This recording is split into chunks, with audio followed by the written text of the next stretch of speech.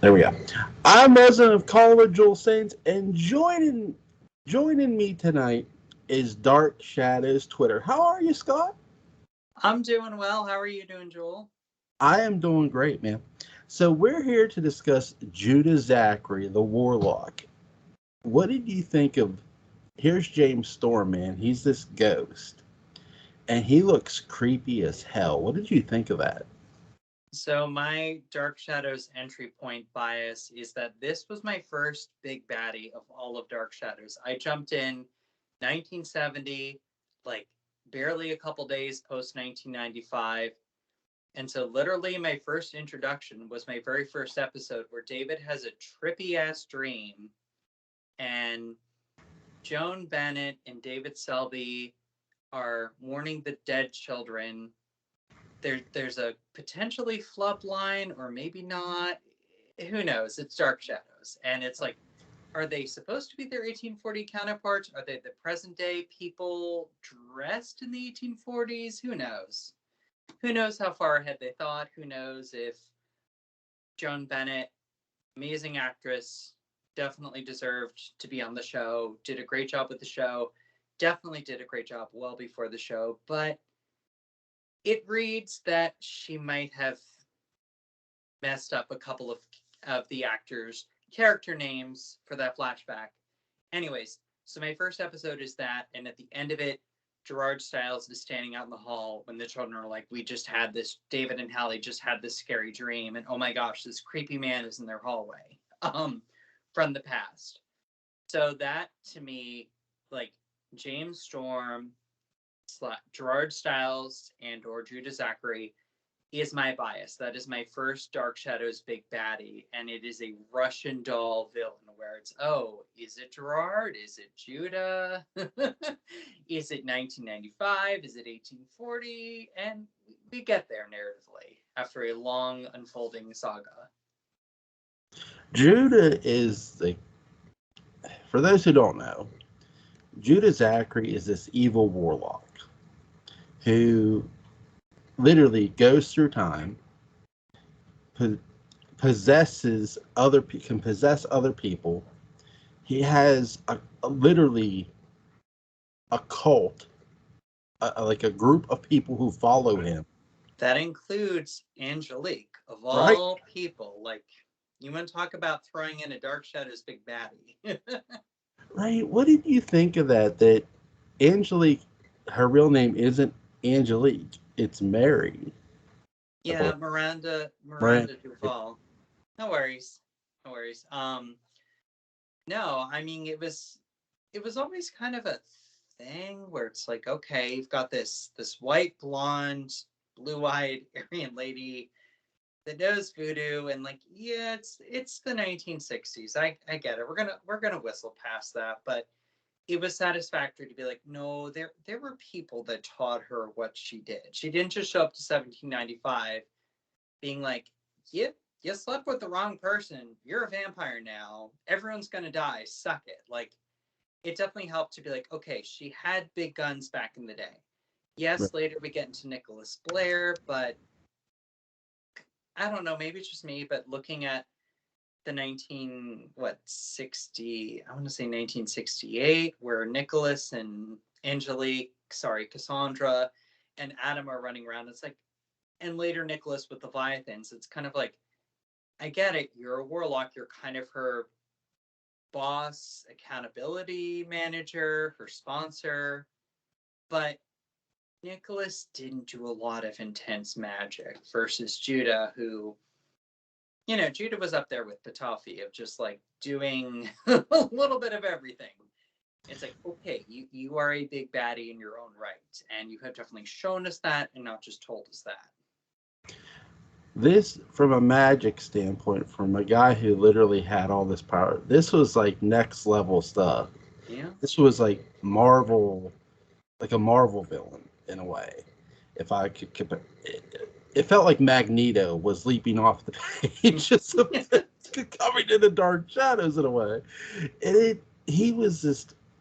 So when I see James Storm, and then there's 19, what scared me most was, here's this ghost who literally is drove Quentin mad, helped drove Quentin mad, who Carolyn is like a hot mess and a half. Oh, Nancy Barrett. You could tell Nancy Barrett had fun with all the face crinkles, the bad wig, but she was just living her best life as this 1995 person. I loved how she made her facial expressions as crazy Carolyn. Yes. And it was different than, I mean, I love Nancy Barrett, but almost every one of her characters, it's like, you know how to go crazy. We're going to make sure to write that in for your characters. But crazy Carolyn of 1995, it was like, oh, you have been holding back. Good job. You've been on the show for 4 years and you've still been holding back, and fantastic. Or somebody else taught you a couple tricks in your downtime. Who knows?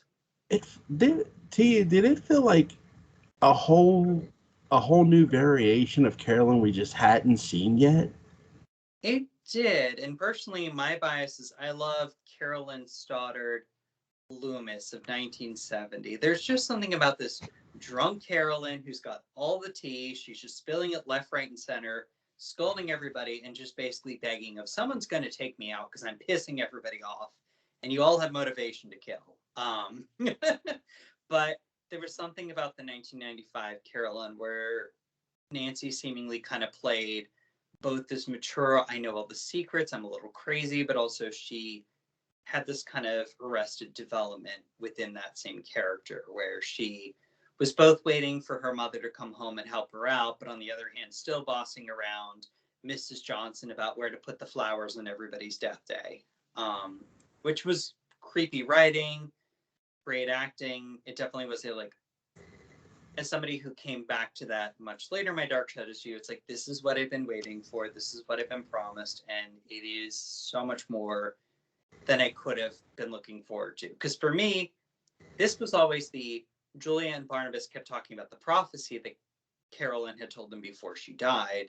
Right. And for me, this was literally 1,000 episodes later. I've gone all the way through 1840 parallel time. I've gone back to baby Barnabas in the 1966, where he wasn't going to stick around for a while, and then we got around to it. We liked him, so we retconned a few things. But it was amazing to see that and to see, okay, this is where for most people who follow in a chronological order of Dark Shadows, not everyone, I get it, we're all taking it as we can. Even nowadays, it's still hard to sit down and watch it linearly sometimes, depending on streaming and DVD sales. VHSs are still floating around, who knows? But it was amazing to finally get around to, okay, this is, for me, the last couple episodes that I never have watched. Right. And to see kind of the beginning seeds of this is how we're going to do the Judah, what becomes the Judah Zachary character.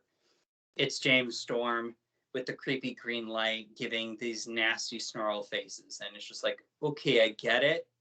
This is on the one hand a ripoff of what David Selby did as Quentin Collins for a long time, but also you've added some new, you've gone back to your greatest hits, but you've also remixed them and added a couple of new tunes and melodies, which, at least for me, I'm like, I love it. I love that he's definitely doing that same spook level, but also adding a little bit of something new to it.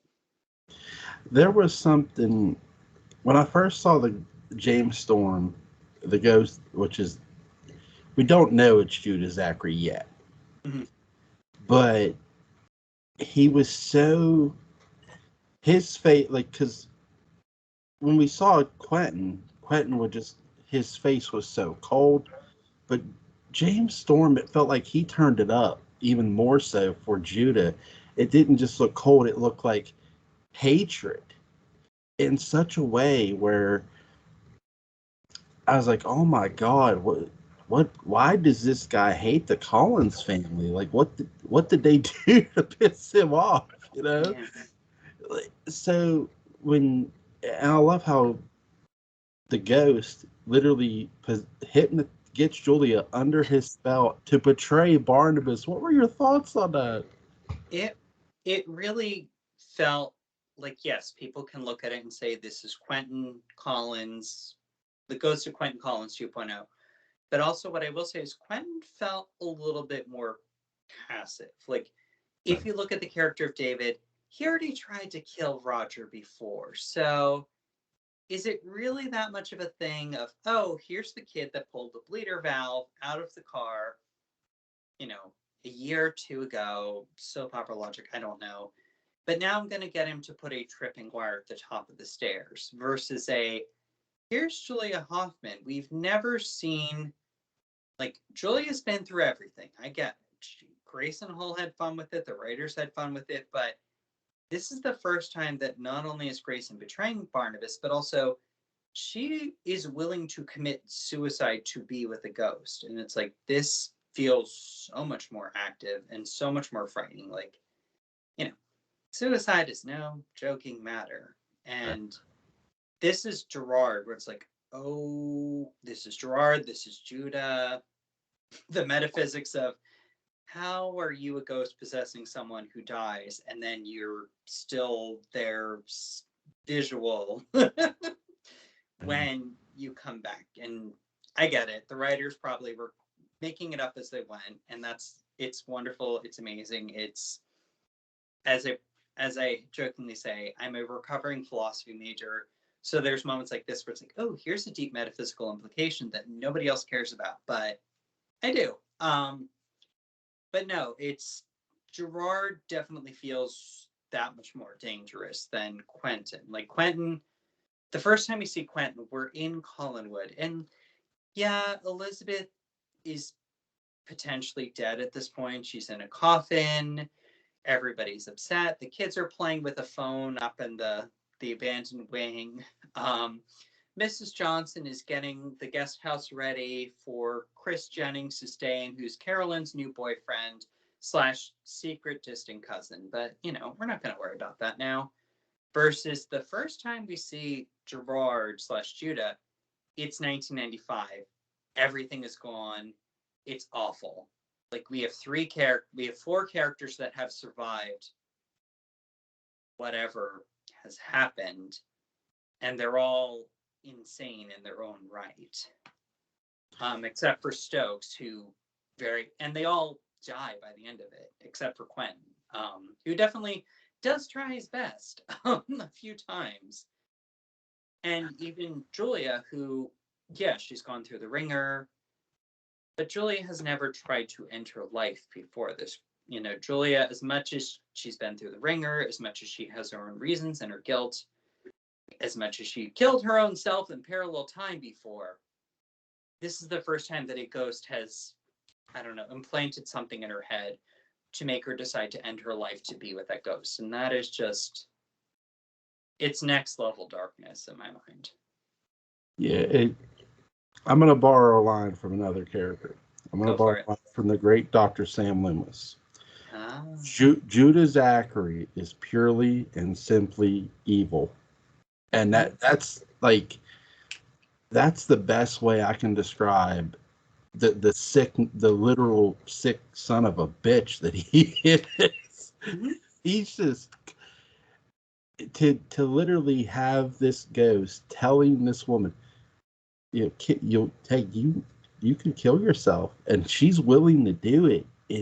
Kill yourself to hang out with me, which there's no MO. Right. We know Judah's type, and unfortunately it's not Grayson Hall. But it's just, and I'm laughing about very dark jokes here.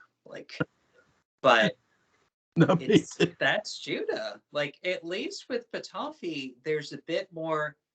There's definitely a dark playfulness to it, but also it's this old man who loves reading sheet music, and he's willing to help out this artist who's given supernatural powers to find this Pygmalion true love that he created. Right.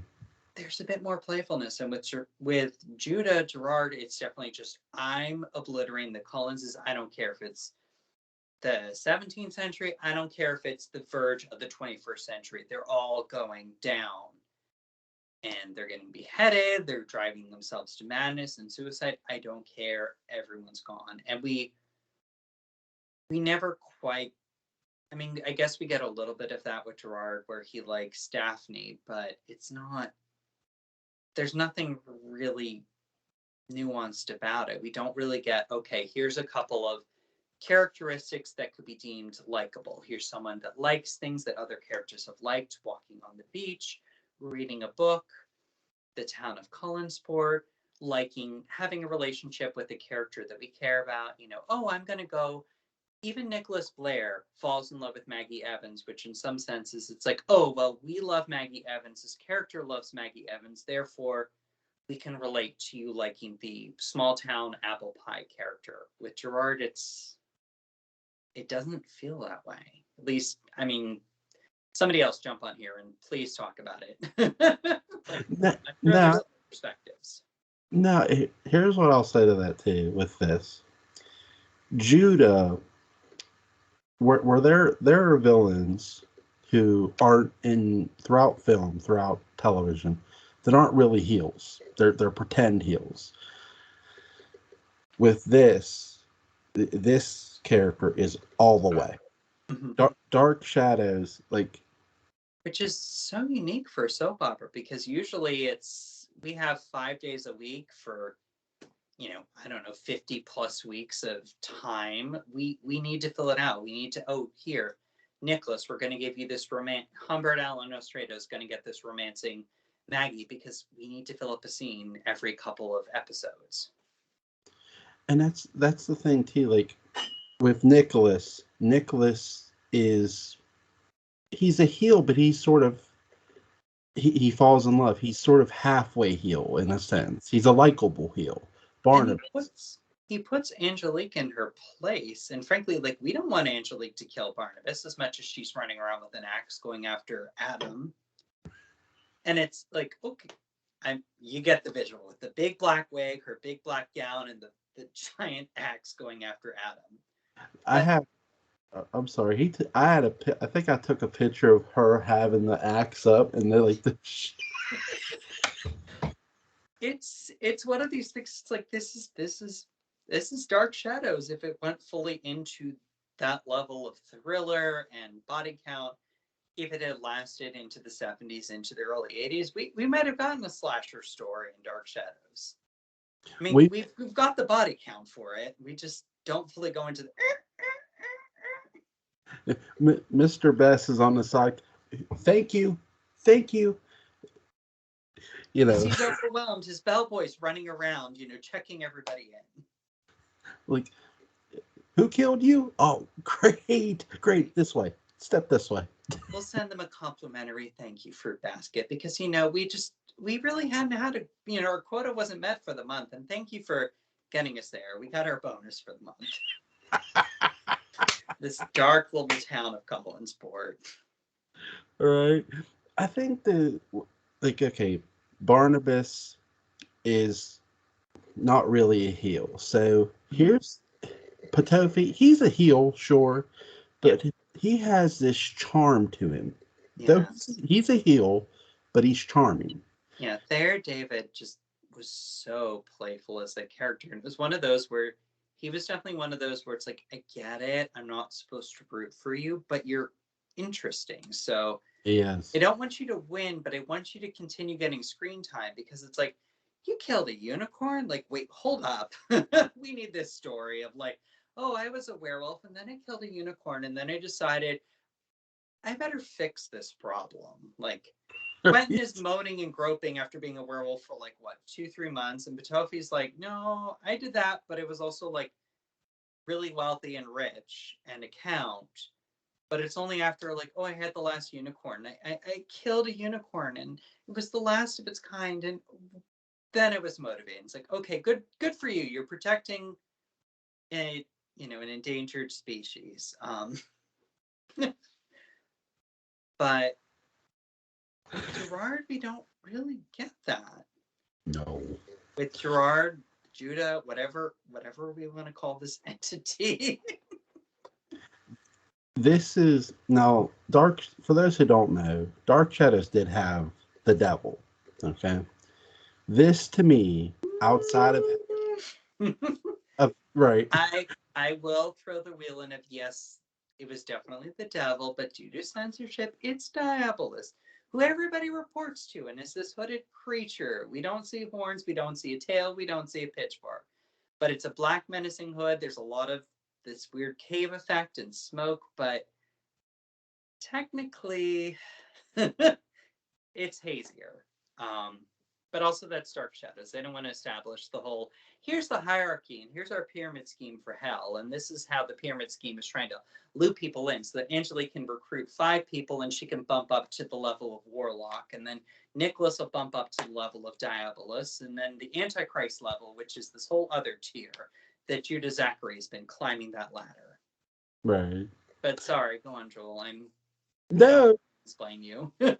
no, I like that because you're right. It's Diablos because of Which still pissed off the Christian right at the time, and there were all these censorship things. And Dark Shadows, even after they retracted on that, definitely was like, oh, okay, we will never, we won't go to hell again. Sorry, kids.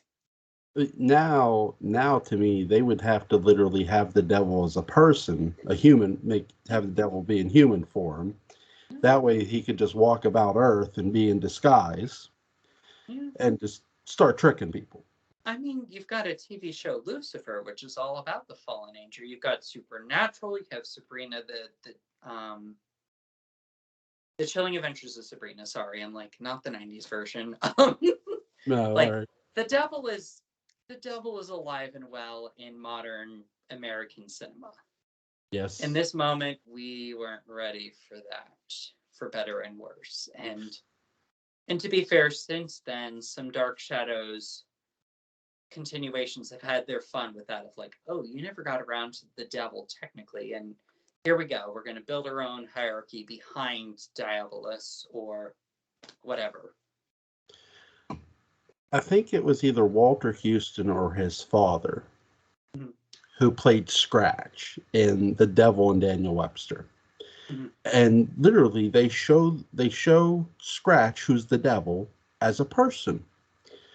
So, and that was well before Dark Shadows.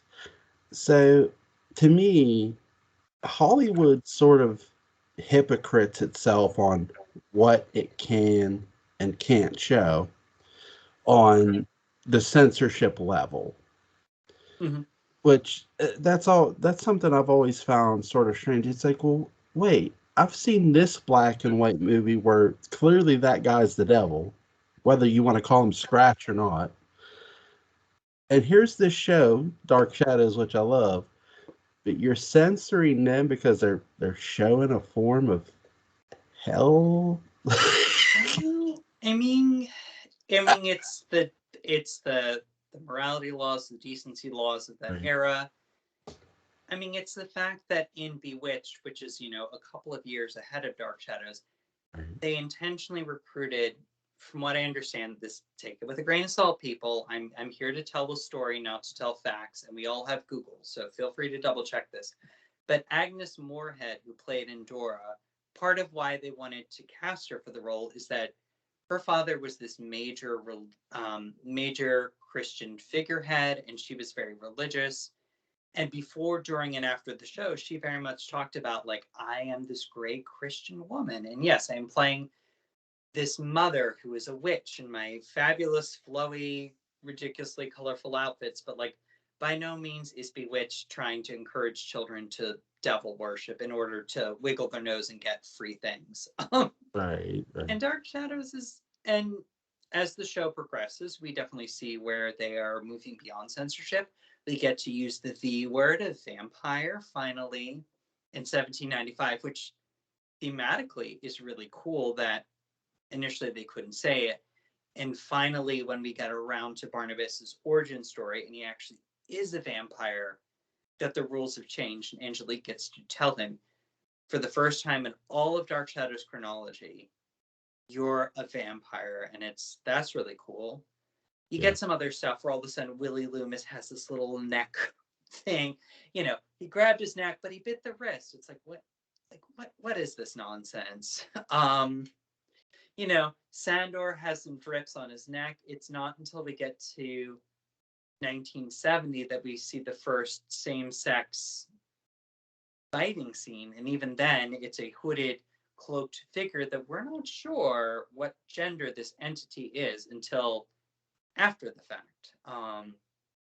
Which, it is what it is, but Dark Shadows definitely played with censorship, and like a lot of things, they found their ways to tell the stories they wanted to and get around it. They still pissed people off that wanted them to be more censored, but sure, we're going to a cave and there's smoke, and it's not the devil, it's Diabolus, and he's just this entity in a cloak. But he's got power over Nicholas Blair, Angelique. We later learn he's connected to Judah Zachary, kind of, Right. who is an Antichrist figure, the first canonically Antichrist figure in the series. But they had their fun with the show and they made it work. He definitely, Judah is like a big bad. He's their biggest villain I'd say outside of the Leviathans that they're gonna have. Mm-hmm. And he literally does where Ptolemy is sort of, how do I put this, charming certain people. When Judah's talking to in Gerard's body, when he's talking to the woman who Gerard had married, he literally, to me, he's playing her for a fool. He's literally using everybody in that house Mm-hmm. just to destroy them. And it's cold as hell, and I love it. Yeah. No, it's definitely like a lot of Dark Shadows villains. There's a motivation beyond, I just want to destroy this family. Like Right. Burke Devlin, there was a car accident. Laura Collins wanted her children, regardless of which time band we're in. Angelique's pissed off that her lover ended up with somebody else. The Leviathans want Collinsport. They're a little sideways, and Big Finish just had some fun filling in those blanks, but the show writers at the time weren't bothered. That Quentin felt guilty that Jameson rejected him, and Beth committed suicide over loving Quentin. But Gerard, it definitely feels like it's like he just doesn't care. He just wants to annihilate this family because back in the day, Amadeus Collins, who's kind of helping Angelique get ready, Miranda Duval get ready for the court case, but also one of the judges, he's one of the judges and he has to enact his revenge on the entire descendants of all three judges. But even then it's like, okay, you went to court for being this big bad warlock. It doesn't seemingly ground itself in like, oh, well, you were an adulterer with Miranda. You were trying to steal the Collins family fortune. You killed a guy because revenge reasons. It just doesn't. But I would have loved to, and I feel like there's some Dark Shadows rumors out there. Take this with a big grain of salt, people. I may be making this up. I feel like I read it in the forums by someone who's not knowledgeable in this, that there was a plan, if the show had continued in 1970, to bring back Judah Zachary.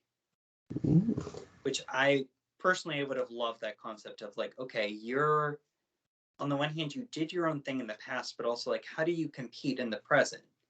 How do you compete against Count Batoffi? How do you compete against Leviathans? What do you do in the present day where Barnabas and Julia and seemingly Angelique and Quentin have that home field advantage? Right. And we don't have this, we don't have this nihilistic future ahead of us of like, well, we know how this time period ends and everybody dies and goes insane because we checked it out 25 years later and it's not good. Right. I would have loved, like, how they could have did this too. And to me, they could still do this for the new series if they wanted to, where Judah Zachary's occult members, because there's more than one. We only see one with Alan Humphrey Alfredo playing Evan Hansley. Yeah, I think so. Dawson. Dawson, right. There we go. How about Alan Elstrado? Regardless, he's doing something witchy. He's serving evil in a purpose somehow. I mean, there's fan theories where it's like maybe the present day Nicholas Blair got to earn his power as a warlock through past lives of service to the Dark Lord, to Diabolus, whomever the hierarchy reports to, whomever's his, manager in that territory. Maybe what we don't know is Judah Zachary, only to his most loyal followers, gave a book, sort of like the Bible. Yeah. And in that or the book of Leviathans. right, It's grounded in dark shadows. Is how to bring him back, or how to resurrect his spirit into another body, where he still has his powers. He's not in his actual body, but in another body where he can use his powers. And in that book, it's how to do it. Whether it's the book of the Leviathans, I love that, or just a book he wrote. Yeah, he's the Antichrist figure. So yeah, we could go to your Bible thing of like, oh, you're in opposition to the biblical end of days revelation, Jesus coming back thing. But yeah, like we understand that Desmond was traveling, right, and at the time picked up the head and was like, oh, I'm going to bring it back to Collinsport to give to Quentin because I know when I'm in my travels, I want a really big, bulky head in a fragile glass box. It's like, yeah, no, that Amazon's not going to like shipping that thing around the world. Let alone you want me to take that through customs? Yeah, good luck. I'm going to smash it trying to get it, put it on the belt for X-ray. But there is that question of, okay, and Desmond was influenced by the head. right. Like we saw that where he was writing in the journal. He was the one that talked with Otis Green. He signed the name of Judah Zachary when he signed out the books from the library from Daphne. Like the story is all there. And frankly, Judah's already body jumped. So yeah, it's primed for a sequel. Right. We can totally do this without having to bring back the original actor. Not that I don't love James Storm. Right. Or I'm cheating Michael McGuire, but like at the same time, it's go figure. It's been 50 years. We could do the creepy CGI effects, or we can just like listen, body jump, we're done. Right. Same person, same new problems. And Judah Zachary's already shown the metaphysical of I can not only possess a person, but I can also possess a person's spirit and make myself shown that way. Yeah. I don't have to look like Judah Zachary. I can look like Gerard. But no, that could be a fantastic story to tell. And frankly, there's Miranda's story. There's more to it there. And maybe that's why they're motivated of, oh, we have to bring back Angelique/Miranda because she's the one person who sometimes is a good guy. Right. Like, she fought Judah both times, so let's bring her back a third time to have her fight somebody. And oh look, we pull her into a new body, or she's tired of being a blonde or a brunette. Now she all of a sudden is this young 20, 30 something actress. Like, go for it. Right. Not that I wouldn't love the original actors there, but we all know how the rules work in Hollywood, unfortunately. Yeah. Clara Park will be there as like this other amazing character that just happens to be an older person, and we'd all be like, yes, we love this. Bring back as many of the original actors in in quick cameos, roles that they like. They're only there for a little bit of the grueling filming time, but we still get it, and we kind of get their blessing, and the stories can move forward. I think that would be really cool, where maybe you could have, as one of the eldest cult members, you could have Laura Parker playing another role. Oh, you know what I mean? That's brilliant. Have her, like, you have these people surrounding a body underneath the hood, and she's sort of leading to bring Judah back, and she pulls back the hood. So, and that would be such a like for us fans, I'm imagining seeing this trailer, and Laura Parker's pulling back the hood. Right. And for us original fans, we're like, oh snap, Angelique's back, and she's full on baddie. And Right. it's actually this misdirected. Actually, she's just Judah Zachary follow number 3. Right.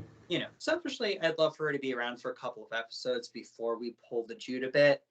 Right. And then, we later get an Angelique who is a little more nuanced, who's like not necessarily there just to annihilate the Collinses, but she's there to save the Collinses that she likes, but also, I'm sure, given the show, they will give her motivations to not fully jump in line with the good guys for every last thing. She might not be the first one to save Maggie Evans, but she's like, I like the house. We'll keep the house around, but you're gonna have to do some work with me to bother saving, the inn and the diner. Right. I think something you could do with her is to sort of have her around for a couple episodes. Maybe she's living like as a school teacher. Each of Wait. Yeah, sorry, go on. I just got a good idea though. like her as maybe a school teacher, Mm-hmm. and there's all of This Judith. sweet little old lady that's Right. just like, oh, she's just a sweet lady in town. Maybe she's like a gossiper, have some humanizing characteristic, but like ultimately she's just around. We're not quite sure why we're focusing on her, and all of a sudden, oh, this Right. is why. Right. All Judah's cult members live normal lives. They work normal jobs, but Mm-hmm. underneath that sort of skin or book, whatever, don't judge a book by its cover. You have these cult members that know how to get a hold of each other and have secretly been doing something to bring Judah back. But go This ahead. Sorry. almost, this almost sounds like a tie back to the Leviathans, where they're the sweet little antique shop people. Right. Oh, but like I can see what you're saying of like, oh, somebody works at the post office, somebody works at the newspaper, somebody is the Right. the taxi driver. Right. Someone is the housekeeper, the replacement for Mrs. Johnson. But sorry, the idea I had is what if this is how they, you know, with her blessing, but they gave this offer to Alexander Mulkey, who had always said, I'd love to come back to Dark Shadows, but get to play a darker character. Right. And that would, sorry, I just got all excited because it's like, oh No. gosh, that could be amazing. And I mean, not to say that Laura and Catherine Lee Scott can't have their fun, and David Selby and the other veteran actors, but at the Right. same time, maybe this brings in somebody who's not expressed that immediate enthusiasm. But I do love the idea of the cult is just around, and they're kind of established as initially of, oh, we think these are filler characters that are establishing the town. Oh, they're the people dancing at the Blue Whale to prove that it gets busy and wild. Oh, it's this like cute little lady who's like gossiping, which is more just for us to get the exposition on, oh, there's this many Collinses in Collinsport, and then there's Quentin, and Barnabas has been gone for a while, and then Maggie is involved with it all. But that could be a clever way of like, okay, not only are we doing the filler characters, but also these characters do have a bit of weight to the story, even if they're not the focused characters. Right. They're characters who you're hearing from, they're there, and they're part, but you're not sure exactly how they're part of this story yet. Yeah. And then you see, and it's like, oh shit. Yeah. And especially the first season, because of course I'm imagining like a drama, I Right. don't know, 10, 15 part Netflix drama in my head. But Right. like that, it would be best to do that the first season because it's like, oh, we get it. We're kind of wandering around town and like we're going to meet the important people, but we're also going to see here's Maggie Evans being helpful to the sweet little old man played by David Selby, who we later find out, oh, he's like doing this occulty thing. And he's basically, his job is to make sure let everybody know when Barnabas is back in the area. And this one's got the book and this one does this. And then 2 or 3 episodes later, we're still getting these filler characters, and as veteran TV watchers, we're like, okay, why are we, we don't need to know that the Blue Whale gets busy on a Friday night anymore. And then this is why, because it's 2 a.m., last call at the bar. these people all hang back, and all of a sudden they pull up a tablecloth, and there's the pentagram, and they're all doing dark masses at the Blue Mail. I love that, Scott. I And love. that's like, end of episode 3, 4, and you're just like, oh my, veteran fan, new fan, you're just like, what just happened? Right. I think with David Selby's Quentin, he, to me, have him living under the name Marcus Graham, and he's this photographer. Mhm. He owns his own photography studio. No one knows it's Quentin because he's aged. No, he's gone away from Collinwood, and he's come back without anyone knowing, and he's just using makeup and prosthetics, and he's graying his hair very realistically. right. Or he's had a magic glamour, And that's how he could sort of be around. Yeah. Watching people taking pictures, developing them. And again, there's so much they could do with that. With Judah, I love the idea of Alexander Mulkey Isles being this heel. Why not? Why not? I agree with you 1000%. Why not have her be the one, maybe pull the cloak back and have it be her? That would be really cool. Yeah. What did you think? Oh, sorry, I wanted to ask you something. Have you ever seen the movie Phantasm? No, I feel like you mentioned it before, and I feel like I'm still uncultured and haven't pulled it up yet. I'm sorry. It was Halloween. I had a bunch of my, I had to rewatch Nightmare Before Christmas and all that nonsense. I'm a horror nut. So, Phantasm to me, sort of, the tall man to me, reminds me of Judah Zachary. And when you watch this, you will get why. That's what I'll say. Oh. I love Angus Scrum, who plays the tall man. He's a great actor. But the character, the tall man itself, it seems like to me they were taking the character Judah Zachary in a weird way. Mm-hmm. I'm not saying the character was Judah Zachary. No. I mean, there's only so many. There's 1,000 creative ideas out there, and we tweak them over time. But also, there's 7 billion people on this planet. Go figure. 2 people come up with the same idea, or maybe they're both inspired by some earlier concept. Right, but it's definitely something. If you ever get a chance to watch it, because it is a trippy movie. But what did you think of Judah when Angelique finally knocks out Alan Humphrey Alstrado, and she points the finger right at James Storm, saying that he's Judah. What did you think of that? Like when she's kind of held hostage by Sorry, Dawson, and I mean, it was a wonderful scene because, of course, Judah had been playing his own long game with Angelique, Miranda Duval, whatever her name is in this moment. Which Dark Shadows needs to keep that up. If they continue the show, I want her to have a new name. I want her to be a Tiffany, Veronica. Just keep going with it. Like, I get it. We also need to have the counter motif where Barnabas is always Barnabas, Quentin is always Quentin. But, I mean, it was wonderful. And I feel like you got to have Laura Parker got to, on the one hand, play this fully empowered character. I now know everything and I can ruin you, and also, oh, you just took my powers away and now you're going to hold me hostage. And I also get to be this ingenue. But it was wonderful because it's like we had very early on had Angelique remembering that whole thing because early on Judah Gerard, upon meeting her, was like, I think that's the same person. Let me do my little voodoo stuff. And Hanley observed her. Dawson, sorry, Humbert Allen Ostrato observed her. They were both hiding in the shadows in that the mysterious study right off the main hall, the great foyer in Collinwood.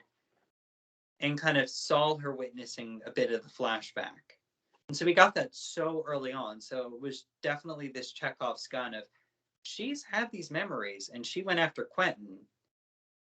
And we're eventually going to go, eventually this character is going to put the pieces together correctly in the puzzle.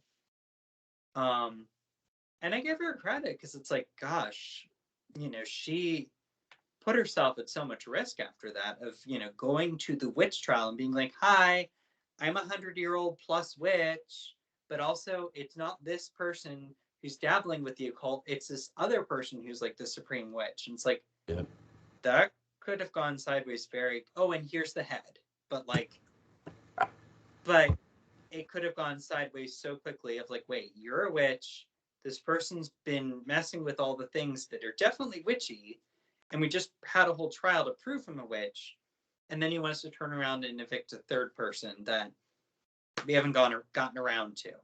Right. And of all people, Angelique knows that Judah Gerard will hold a grudge, will wait over a century to get back at her.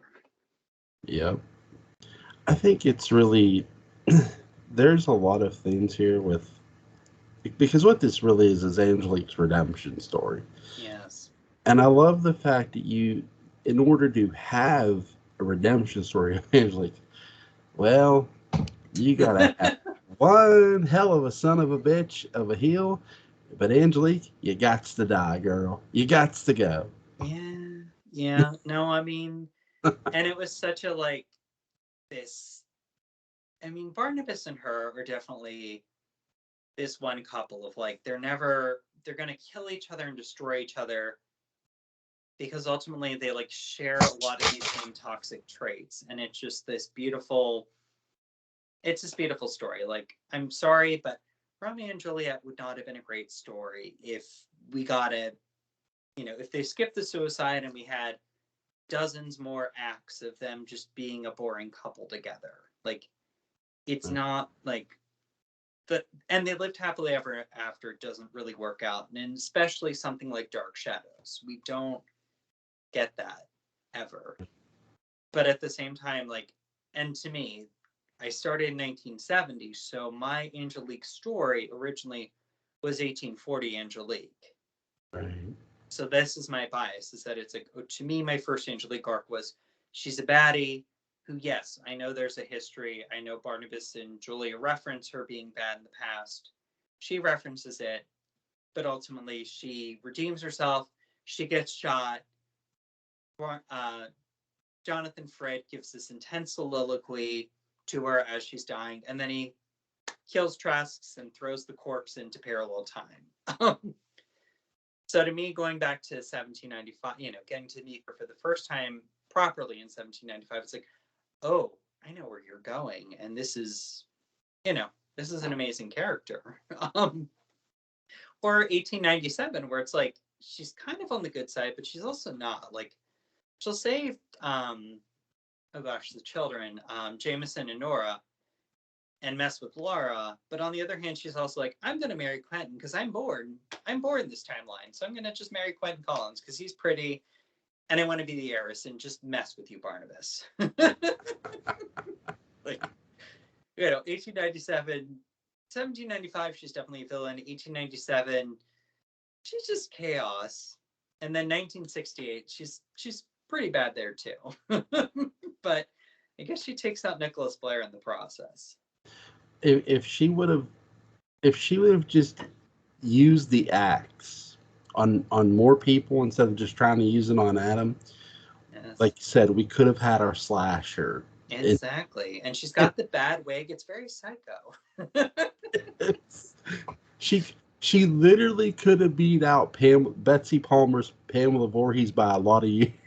There you go. And it would have been a nice tribute to Lizzie Borden, Right. Would have been some history for the children watching at home. Very Are You Afraid of the Dark, where it's, we can do horror as long as we're citing major literature. This is educational for the children. Pull out some Edgar Allan Poe readings. Hey, it'll all be good. I mean, Dark Shadows love ripping off of these people, and Poe was definitely amongst them. Of here's a good short story. Here's like a 3 week plot line for our C list characters. Beth needs something to do other than moan for Quentin. So here you go. Have a fall of House with Usher. Flowers in the attic. Have fun. I kid you not. When I did not like when I wrote Hell on Halloween Night and brought Michael Myers to Collinsport. Oh golly. I did like I didn't just sit there one day and think of this shit. Yeah. I dreamt it, Mhm. and I dreamt about Very John. Dan Curtis. Right.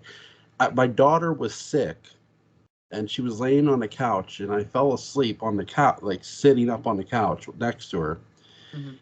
and I'm there asleep. I'm out, and I'm sitting in the passenger seat of this car, and it's snowing. And Mhm. living in Pennsylvania, you know, you're used to snow. Oh yeah. So I remember getting stuck in some of those snowstorms, and it's like, it's just gonna snow for 36 hours. It's fine. right.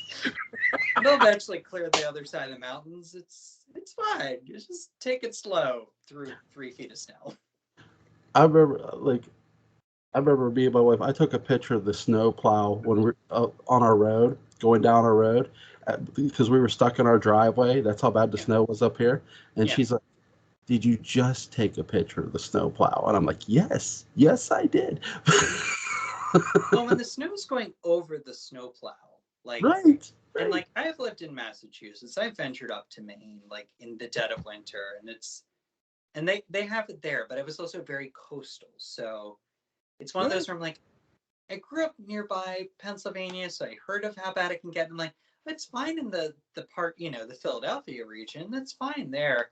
And it's like, oh right, it's not the latitude, it's the mountain ranges that screw you Mhm. over.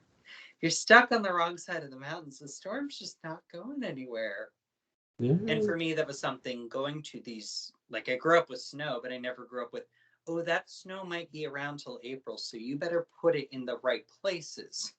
Like, because otherwise you will accidentally keep throwing it and you're actually just going to slowly bury your trash cans in your mailbox and you will have to dig through 5 feet of snow from the last 3 snowstorms to get to your trash can. Right. My Versus wife. where I grew up, where it's like, oh, it'll melt the next day. It's fine. Right. I live in the mountains, so it's like, oh, we get snow. No, we get lots of snow. Yeah. But when I was sitting there and then I'm looking and here it's John Tate and I'm like, but where are we go? Like, where? What the fuck? And then he crashes the vehicle. He Oh, gets out. I'm walking with, I'm walking with him, and then I see the sign Collinsport, and I'm like, oh fuck. oh And no. and then I woke up and I'm like, and so then that's how my story came to be. Mhm. Writing the slasher for Dark, Yeah. do a slasher Dark Shadows. I've always wanted to see like maybe if in this new series they'll do maybe have a slasher villain, Hmm. which I would enjoy, Yeah. especially if it's a who done it. Hmm. Not that Halloween's a who done it, but But it's Dark Shadows started off as a soap opera, so the whodunit is just baked into the formula. right, right, They did that in 1970. It's not a slasher. There's enough bodies by the end of it that it could be a slasher, but it's, yes, oh, this one killed this one killed that one, this one died randomly. But it's not a one person running around with the axe, the giant kitchen knife. It's not quite as satisfactory. But then we didn't get into the slasher horror until a little after Dark Shadow's original debut. Um, and you, Big, or I was just going to say, Big Finish has proven that you can have some fun with having slashers within the Dark Shadows narrative and like having so many of these original actors and actresses like yeah, doing a whodunit or like trying to dodge the slashers. right. I think the one thing. Oh, sorry. So the new series, if they Mm-hmm. have a Judah Zachary, who Yeah. would you? Is there somebody you'd like to see play the role? See, I am terrible with actor and actresses' names. Like, that's just me. Um, I mean, I definitely want it to be kind of a more, I guess to me, I want it to be a more playful character. I don't want it to be a Gerard Judah who's very singularly focused and we kind of know from the get-go who it is. I want it to be somebody more playful. Right. Like that's something with the 1970 parallel time plot line that I liked, which is the Who Killed Angelique, where it's like Right. you had a lot of speculation. You had characters who definitely had enough characteristics that, for television, oh, clearly you could be the killer. I Right. don't know enough about psychology to sit here and be like, oh, well, clearly this is what you need for a serial killer. But Right. I would rather that, and I'd rather kind of what they did, where we build up to the slasher. We were not necessarily, and yeah, you definitely can have the last couple of episodes where we know who the slasher is and seeing it from their perspective. But Right. initially, I would want it to be a like, oh, this is a nuanced character that we've been rooting for, and all of a sudden it's, oh, I'm not supposed to root for you. You took out half the cast here. I don't know. To me, it's like that's the strength of television, of movies, is that it can put you in different people's headspaces or showcase it. Right. Dark Shadows, especially, like it comes off the soap opera narrative, so it's like you're no, you're gonna root for the hero, you're gonna root for the villain at different points for different reasons. And so that would be my thing. Is I would want it to be somebody who's comfortable with kind of playing those highs and lows. Sorry. No, you're fine. I love asking like fans, like, hey, who would you want to see? You know what I mean? Like, Yeah. No, because people have come up with great suggestions, and I can Google people, and I'm like, yes, that makes sense. But for me, I'm like, I can't sit here being like, oh, it should be John Doe. Yeah, right, so great in generic movie number 3, or even a movie everybody loves, a character everybody loves that perfectly fits. right, right. There have been like many actors who've been in parts that have been like, you wouldn't think that person would play maybe a villain or something. Yeah. Now, I'll admit, I don't really have a Judah Zachary in mind, Mhm. but when I was doing, I knew I was going to bring the devil when I was writing my One Dark Shadow story into my story. I was going to Mhm. bring Satan. And I envisioned Justin Beam simply because he's like, if you ever go listen to his podcast, the Justin Beam Radio Hour on Stitcher, Mhm. he's got one of the nicest voices you could ever hear. And that's what you need. You need that. We need that temptation. Right. It's That's sort of the thing. It's like it doesn't have to be someone who's mean or yelling. It's don't always judge a book by its cover. He also has he's very a very good personality. He's very charming, Justin Yeah. is. So when I think of the devil, I think of someone who's charming. Yeah. And frankly, that goes back to early Christianity, where it's like, the devil is Lucifer. Lucifer was the brightest angel. He was Right. very attractive. Nowadays, we'd probably talk about being charming because it's, we've kind of separated physical and mental, emotional attractiveness into separate quantities. And that's the temptation. Like we talk about the devil's temptation. It's like, I'm sorry, I'm going to be vain here, but it's like the devil's going to tempt you. You'd hope the devil would tempt you both like intellectually knowing what to play with, but also just say like, okay, there's an attractiveness to it. Right. And that's not to say that the devil wouldn't have followers that are much more driven and direct, having a couple of tanks, but then also having a couple of negotiators to kind of set up the plot, and destroy Collinsport or whatever. I don't again because I don't know like what the new series has in mind for like who their villains are going to be. Yeah, and that's half the fun of it is we get to Right. sit here and make it all up. Right. But the one person who I guess who just popped in my head for Judah, who I could see doing it, is because he has played villains, and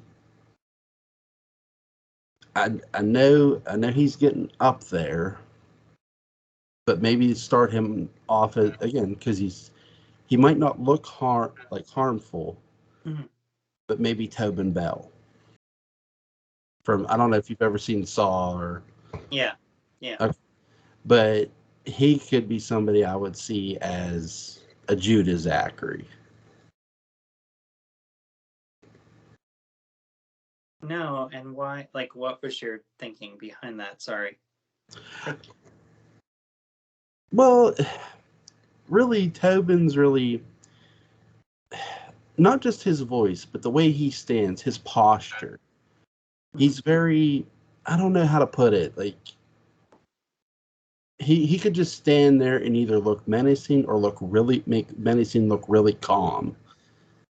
he could lean on a door frame and pull off either way. Of just like, oh, I'm your reassuring friend, or like, oh no, you don't want to invite me in the room. Right? Oh, right. Exactly. He could be like, I'll give a great example in Saw 2. He's sitting at a table Mhm. and he looks so harmless, Mhm. but he's not. Yeah. And I feel like that's what David did a bit with Patofi, is that there were times where it's, oh, you're just a sweet little old man who wants to read his sheet music. And then, oh, you're a manipulative man that wants to possess some younger immortal being's body to jump forward 100 years because you don't want to get taken out by the Romani. Like, and you want to leave this other yutz to get taken out by everybody. Like, I'm sorry. no. But do you think like the hand of Patofi is just out there somewhere? I think so. Like, I mean, it's, you know, having Right. watched too many soap operas before and after Dark Shadows, it's no, you absolutely need to watch the body get completely annihilated. And then, even then, you have to scatter the dust to the wind. And especially a show like Dark Shadows, it's, oh no, it does not matter what happens to the body. Like, Angelique got obliterated multiple times over and was buried. And like, we saw her die, and yet she keeps popping up left, right, and center. So, but it's okay. There was a fire.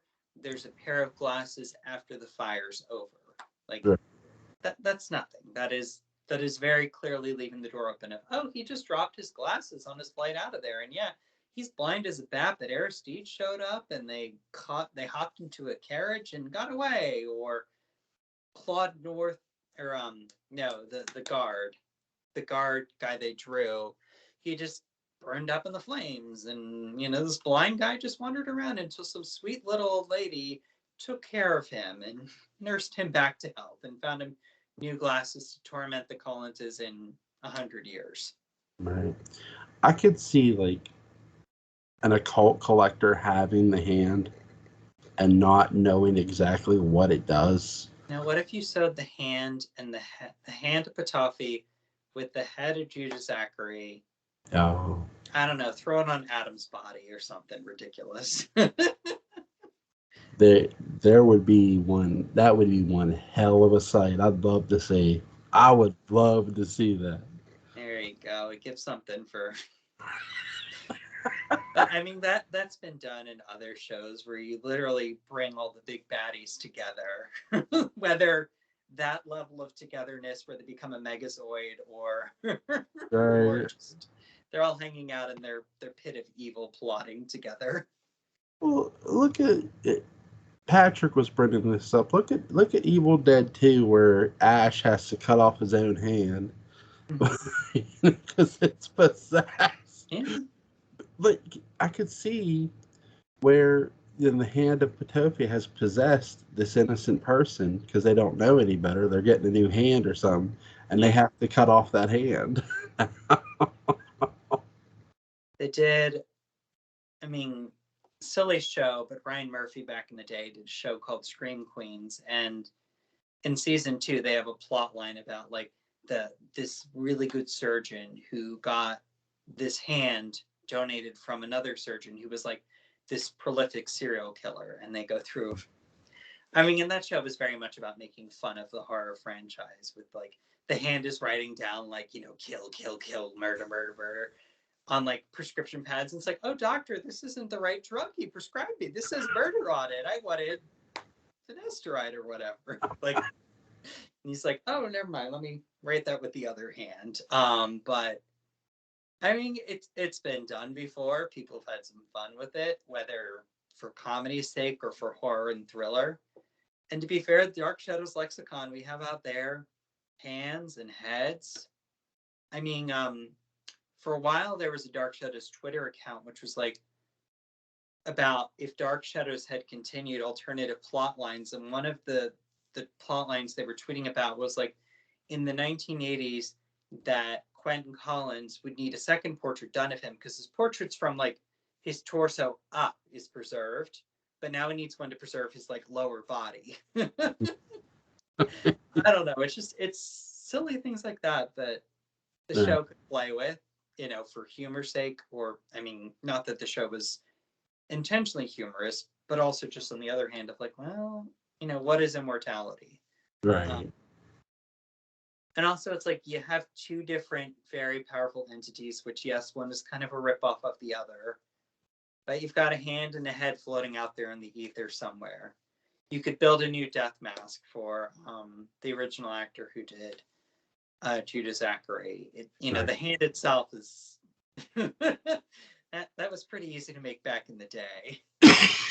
Nowadays, even oh my gosh, the hand nowadays, we'd all say it's not accurate enough because it doesn't look plastic enough.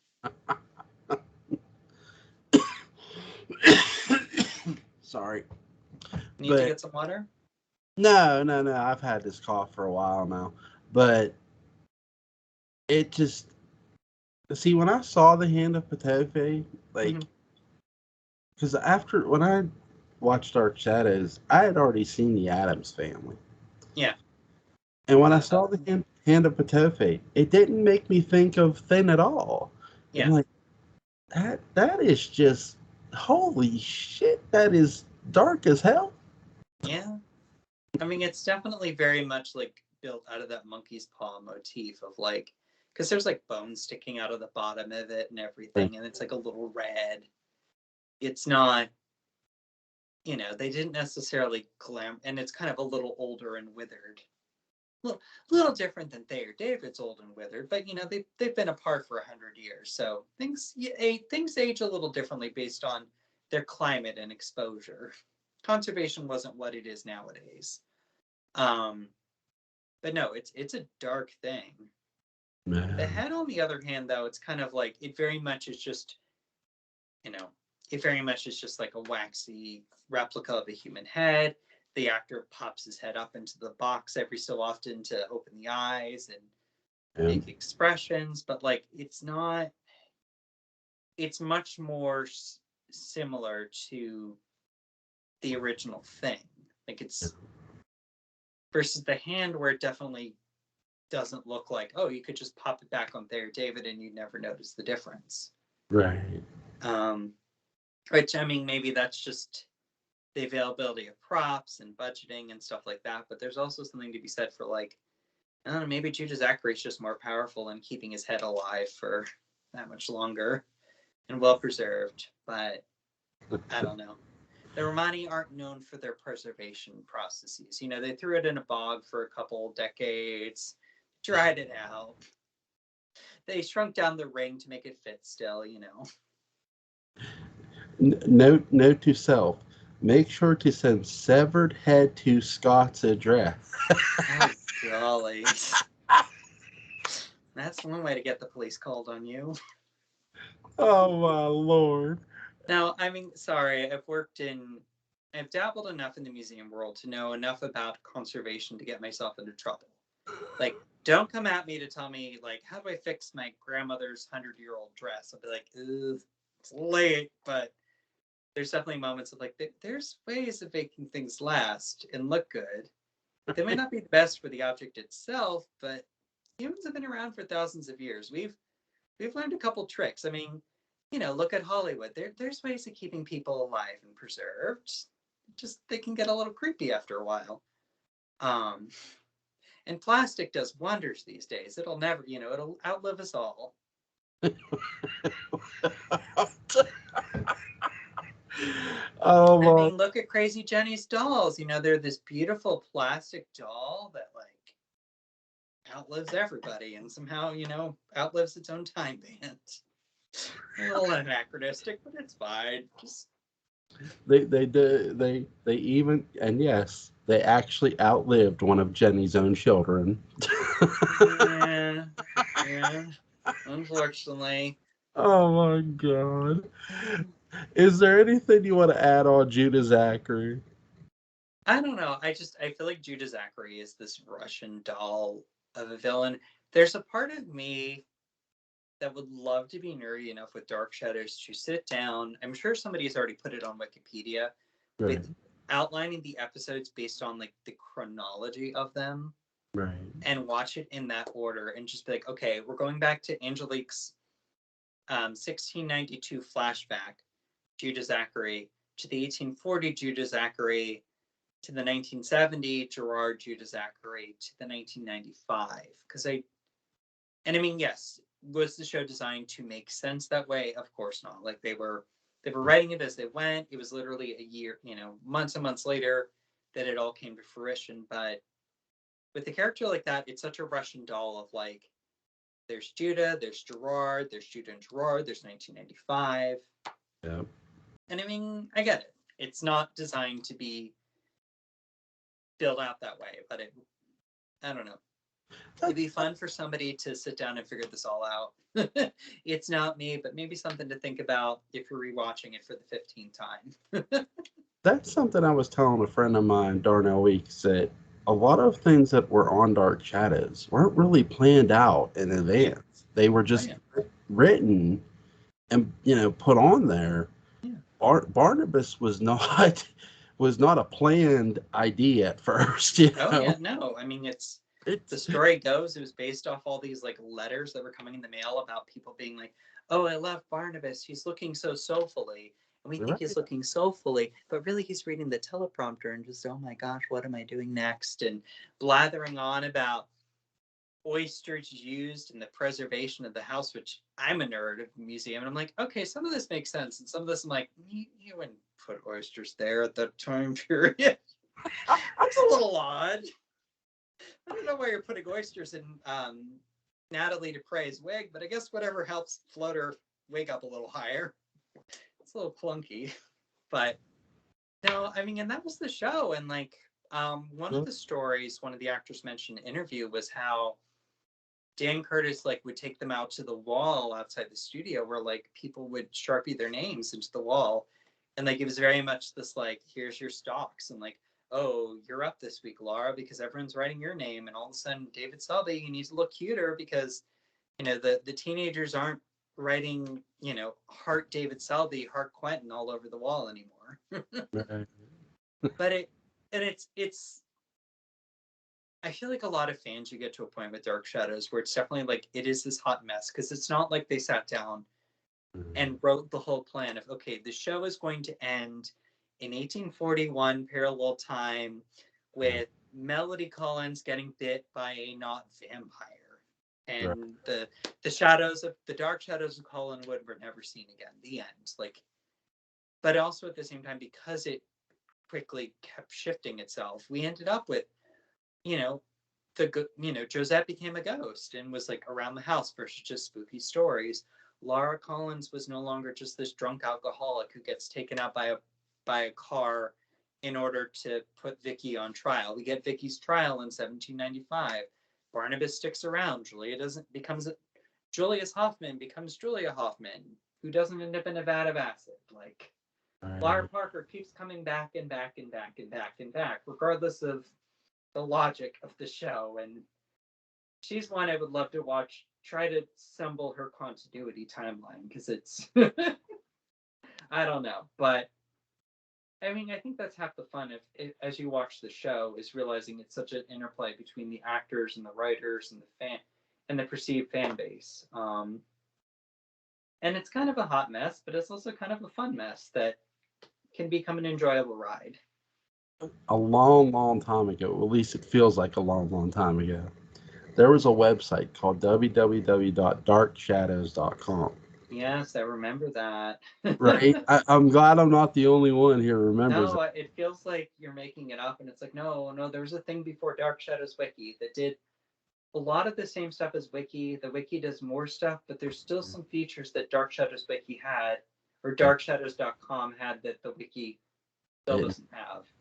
yeah, like it literally had an episode guide. It literally had like episodes, all of them, Yeah. and what happened in those episodes. Mhm. And that's something that, I'm not sure if Wiki has or doesn't, but It does, but it's not like, and some of it feels like it, like having read it back in the day and looking at the wiki now, right, it feels like a lot of the, like things might have been copied and pasted over, but there's also some episodes where it feels like, especially later on in the series, where the enthusiasm isn't quite there. And I get it; it's 1,225 episodes. That's a lot of, that's a labor of love to copy and paste everything over or expand upon it. But yeah, sorry, the episode guide you were saying.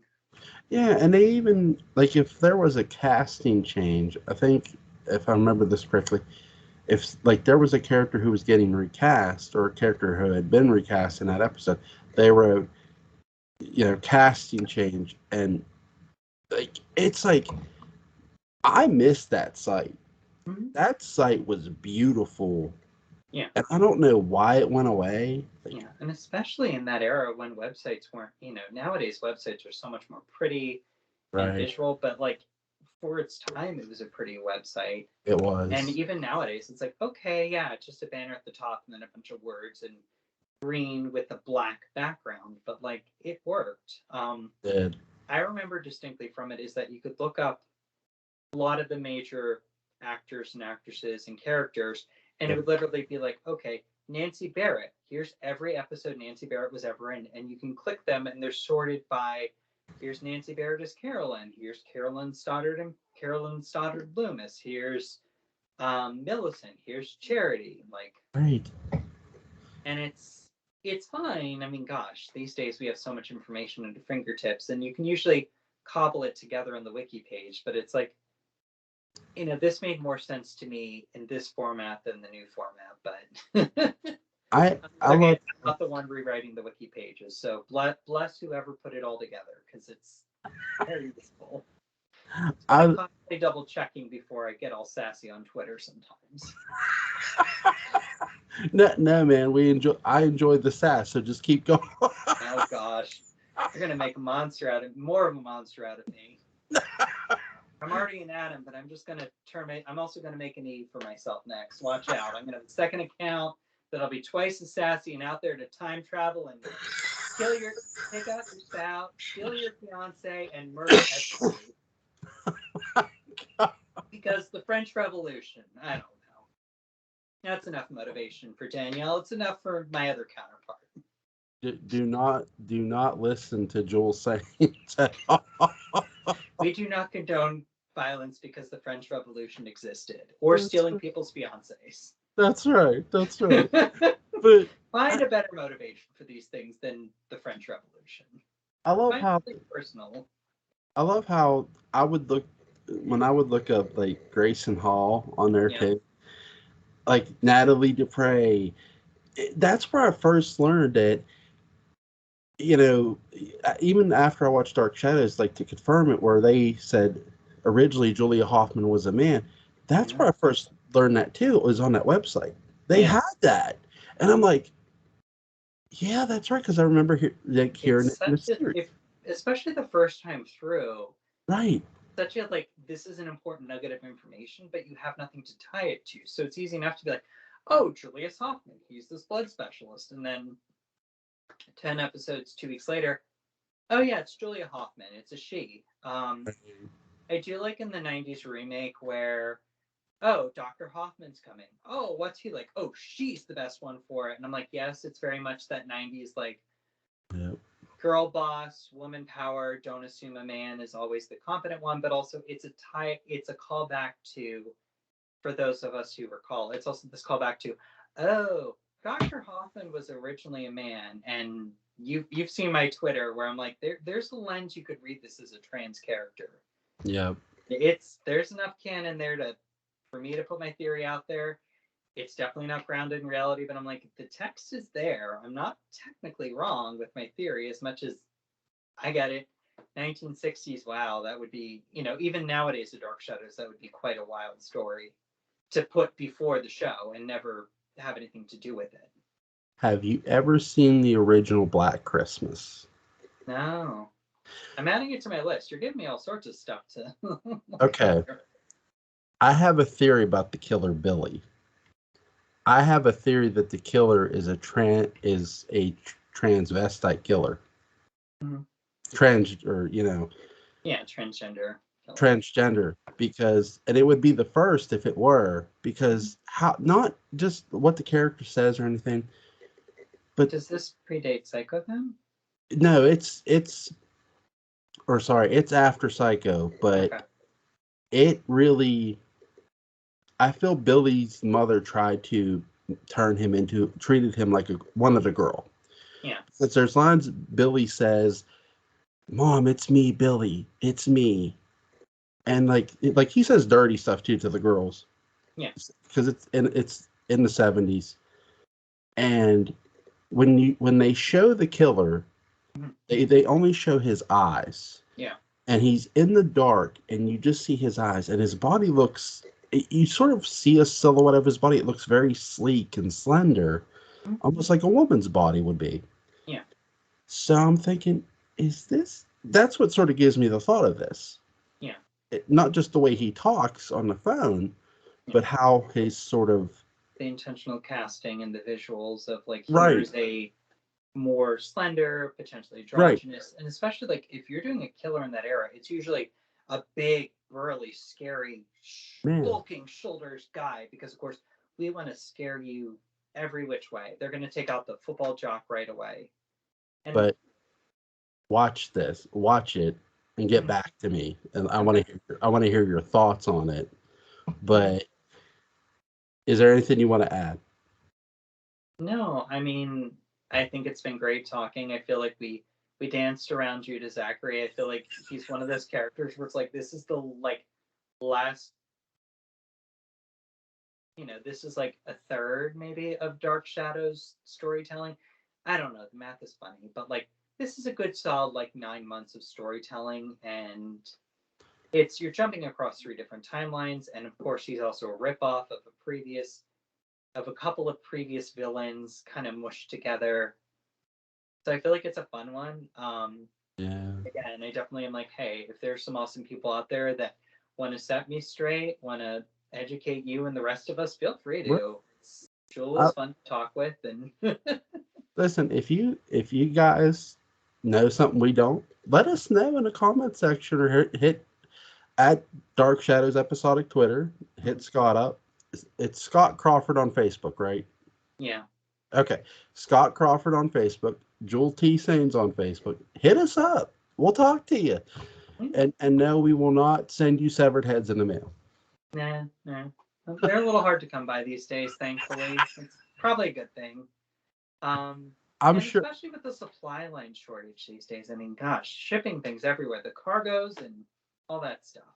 I'm pretty. Listen, I sent something in the mail here recently to somebody, and prior to sending it, I gave it to my mail person, and their question to me was, is this lethal? Is this a threatening? Is this a lethal thing you're sending to somebody? And I'm like, Valid question.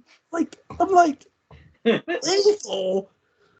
I'm like, no. Is it normally phrased that way? It's usually like, is it a battery? Is it something that'll explode, like a lithium battery? I mean, it's like, has the mail gone this paranoid? But also, like, are you really going to answer yes? Like, oh yes, I'm sending arsenic to my representative that I disagree with. You know. Right. I have my own theories on how politics should be done, so I'm going to take you out. Like, I don't know. I mean, I guess they should screen for that, but also, Oh my Like, god. the bar is really low to catch somebody doing things like that. It really No. is. No, but this has been fun, Joel. Thank you again. And people, yeah, feel free to join the Dark Shadows conversation. It's on Twitter.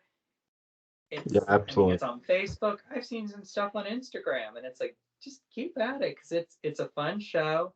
And we all know in this modern era of the more likes and tweets and hashtags and all those memorable measured data that we can put out there, one, it makes it easier for us nerds to find each other across our platforms. Yeah. But also, hey, it's a lot easier for other people to look it up and be like, look, a million people are tweeting about this show. A million people have tweeted in the last month about a show that's been off for 50 years. Maybe it's time for a spinoff. Maybe. Scott, I want to thank you for giving me your time, man. As always, it's always a pleasure bringing you on. He's at Dark Shadows Episodic Twitter. You can hit him up on Twitter, Facebook, Scott Crawford. Thank you, man. You have a great, great night. And you too, Joel. Bye. Bye.